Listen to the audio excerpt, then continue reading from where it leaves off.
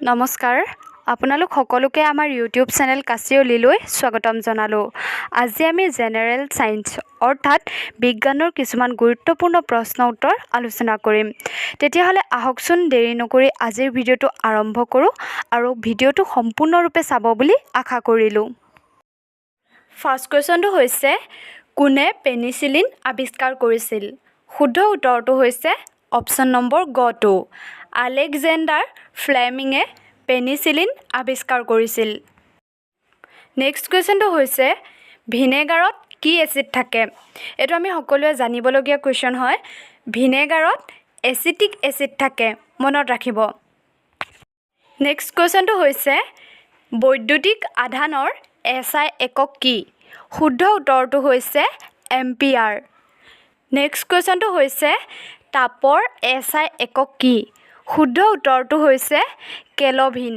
নেক্সটটো হৈছে শক্তিৰ SI একক কি? শুদ্ধ উত্তৰটো হৈছে জুল। নেক্সট কুৱেশ্যনটো হৈছে বলৰ SI একক কি? শুদ্ধ উত্তৰটো হৈছে নিউটন। নেক্সট কুৱেশ্যনটো হৈছে কম্পনাংকৰ SI একক কি? শুদ্ধ উত্তৰটো হৈছে হাৰ্টজ। নেক্সট কুৱেশ্যনটো হৈছে ক্ষমতাৰ SI একক কি? শুদ্ধ উত্তৰটো হৈছে ৱাট। নেক্সট কুৱেশ্যনটো হৈছে চাপৰ একক কি? শুদ্ধ উত্তৰটো হৈছে পাস্কেল। নেক্সট কুৱেশ্যনটো হৈছে বায়ুৰ আৰ্দ্ৰতা জোখা যন্ত্ৰটোৰ নাম কি? শুদ্ধ উত্তৰটো হৈছে হাইগ্ৰমিটাৰ। নেক্সট কুৱেশ্যনটো হৈছে শব্দৰ প্ৰাবল্য জোখা এককটো হ'ল, উত্তৰটো হৈছে ডেচিবেল। নেক্সট কুৱেশ্যনটো হৈছে বায়ুৰ চাপ জোখা যন্ত্ৰটো কি? শুদ্ধ উত্তৰটো হৈছে বেৰ'মিটাৰ। নেক্সট কুৱেশ্যনটো হৈছে বতাহৰ গতিবেগ জোখা যন্ত্ৰটোৰ নাম কি? শুদ্ধ উত্তৰটো হৈছে এনিম'মিটাৰ। বতাহৰ গতিবেগ এনিম'মিটাৰ নামৰ যন্ত্ৰ এটাৰ সহায়ত জোখা হয়। এনিম'গ্ৰাফ নামৰ যন্ত্ৰটোৰ দ্বাৰা স্বয়ংক্ৰিয়ভাৱে বতাহৰ দিশ আৰু গতিবেগ লিপিবদ্ধ হয়। নেক্সট কুৱেশ্যনটো হৈছে এক্স-ৰে ৰশ্মিৰ আৱিষ্কাৰক আছিল। শুদ্ধ উত্তৰটো হৈছে অপশ্যন নম্বৰ খটো ৰন্টজেন। নেক্সট কুৱেশ্যনটো হৈছে কাঠ পেঞ্চিলত ব্যৱহাৰ কৰা দ্ৰব্যবিধ হ'ল, অপশ্যনত আছে এঙাৰ, গ্ৰেফাইট আৰু ছিলিকন। শুদ্ধ উত্তৰটো হৈছে অপশ্যন নম্বৰ খটো গ্ৰেফাইট। নেক্সট কুৱেশ্যনটো হৈছে তেজ গোটা মৰা সমস্যাৰ প্ৰধান কাৰক হ'ল, শুদ্ধ উত্তৰটো হৈছে অপশ্যন নম্বৰ খটো ভিটামিন কেৰ বাবে তেজ গোট মৰা সমস্যাটো সৃষ্টি হয়। নেক্সট কুৱেশ্যনটো হৈছে ৰেফ্ৰিজাৰেটৰত কি গেছ থাকে? শুদ্ধ উত্তৰটো হৈছে অপশ্যন নম্বৰ খটো CFC গেছ থাকে। নেক্সট কুৱেশ্যনটো হৈছে গাখীৰৰ বিশুদ্ধতা পৰীক্ষা কৰা যন্ত্ৰটোৰ নাম হ'ল, অপশ্যনবোৰত আছে এনিম'মিটাৰ, লেক্টোমিটাৰ আৰু ছিস্মোগ্ৰাফ। শুদ্ধ উত্তৰটো হৈছে অপশ্যন নম্বৰ খটো লেক্টোমিটাৰ।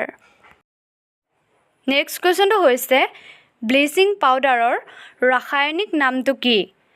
উত্তৰটো হৈছে কেলছিয়াম অক্সি ক্লৰাইড বা কেলছিয়াম হাইপ'ক্লৰাইড। সংকেতটো হৈছে CaOClCl। নেক্সট কুৱেশ্যনটো আছে টেলিফোন কোনে আৱিষ্কাৰ কৰিছিল? শুদ্ধ উত্তৰটো হৈছে আলেকজেণ্ডাৰ গ্ৰাহাম বেলে। নেক্সট কুৱেশ্যনটো হৈছে অক্সিজেন কোনে আৱিষ্কাৰ কৰিছিল? শুদ্ধ উত্তৰটো হৈছে প্ৰিষ্টলি।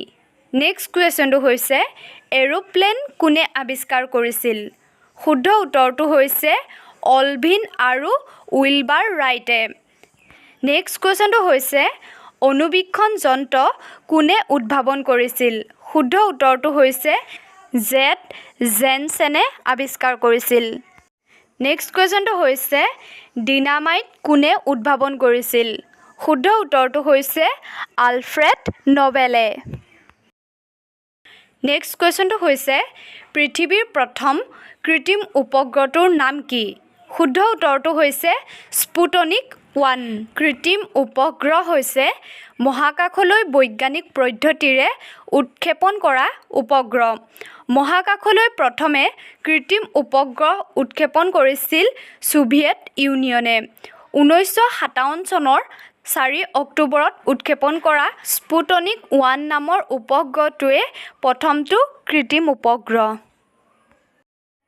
নেক্সট কুৱেশ্যনটো হৈছে ভাৰতৰ প্ৰথম কৃত্ৰিম উপগ্ৰহটোৰ নাম কি শুদ্ধ উত্তৰটো হৈছে আৰ্যভট্ট আৰ্যভট্ট ভাৰতৰ প্ৰথম কৃত্ৰিম উপগ্ৰহ ভাৰতৰ বিখ্যাত জ্যোতিৰ্বিদ আৰ্যভট্টৰ নামেৰে এই উপগ্ৰহটোৰ নামাকৰণ কৰা হৈছিল 1975 চনৰ 19 এপ্ৰিলত কাপুষ্টিন ইয়াৰৰ পৰা কসমছ 3M উৎক্ষেপণ যানখনৰ সহায়ত ভাৰতে আৰ্যভট্ট উপগ্ৰহ উৎক্ষেপণ কৰিছিল নেক্সট কুৱেশ্যনটো হৈছে ইছৰোৰ সম্পূৰ্ণ অৰ্থ কি শুদ্ধ উত্তৰটো হৈছে ইণ্ডিয়ান স্পেচ ৰিচাৰ্চ অৰ্গেনাইজেশ্যন ইয়াৰ অসমীয়া অৰ্থটো হৈছে ভাৰত মহাকাশ গৱেষণা সংস্থা নেক্সট কুৱেশ্যনটো হৈছে ভাৰতৰ মহাকাশ গৱেষণা সংস্থা কেতিয়া প্ৰতিষ্ঠা কৰা হৈছিল শুদ্ধ উত্তৰটো হৈছে 15 আগষ্ট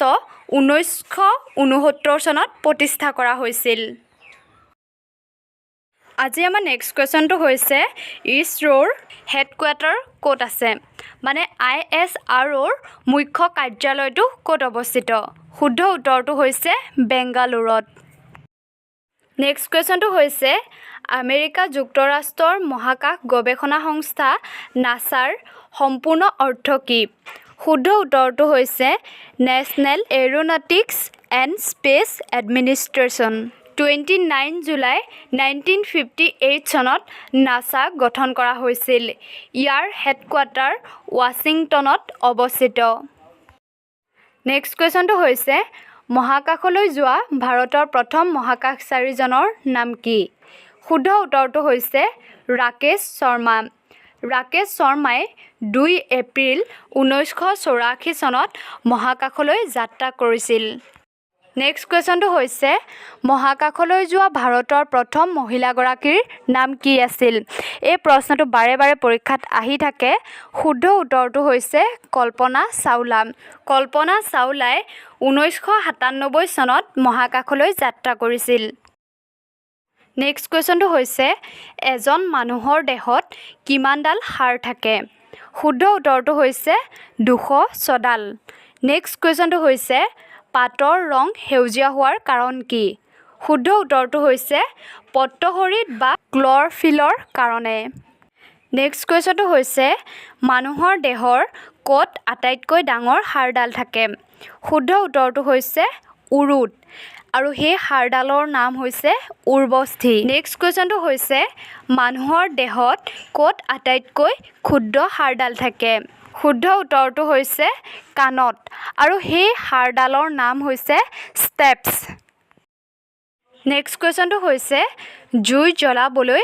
কোনটো গেছৰ দৰকাৰ এইটো এটা ইম্পৰ্টেণ্ট কুৱেশ্যন মনত ৰাখিব শুদ্ধ উত্তৰটো হৈছে অক্সিজেন গেছৰ দৰকাৰ নেক্সট কুৱেশ্যনটো হৈছে আলোক বৰ্ষৰ সহায়ত কি জোখা হয় শুদ্ধ উত্তৰটো হৈছে পোহৰে এবছৰত অতিক্ৰম কৰা দূৰত্বক আলোক বৰ্ষৰে জোখা হয় নেক্সট কুৱেশ্যনটো হৈছে ৰসায়ন বিজ্ঞানত পোনপ্ৰথমে কোনে নোবেল বঁটা লাভ কৰিছিল শুদ্ধ উত্তৰটো হৈছে J.H.